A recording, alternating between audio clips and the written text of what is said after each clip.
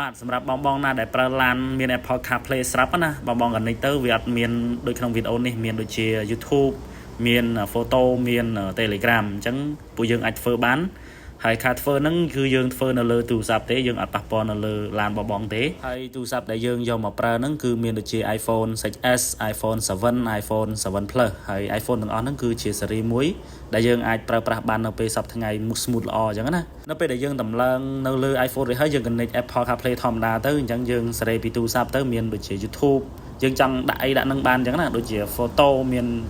Map មាន YouTube មានអីផ្សេងអញ្ចឹងណាមាន Spotify អីចឹងហើយនេះជាផ្លូវមួយដែលយើងអាចទស្សនា YouTube មើល app ផ្សេងបាននៅលើ Apple CarPlay អញ្ចឹងណាអញ្ចឹងបើបងមានចំណាប់អារម្មណ៍គឺយើងមានជាកញ្ចប់ឲ្យទៅគឺ iPhone 7 ហើយនឹង software ដែលយើងតម្លើងឲ្យស្រាប់តែបើបងមានទូរស័ព្ទខ្លួនឯងក៏យើងមានសេវាកម្មតម្លើងអញ្ចឹងណាបងហើយចំពោះការតម្លើងហ្នឹងគឺយើងធានាហើយ software គឺ live time ហ្មងបញ្ជាក់ម្ដងទៀតយើងធ្វើទៅលើទូរស័ព្ទទេហើយឡានរបស់បងត្រូវតែមាន Apple CarPlay ស្រាប់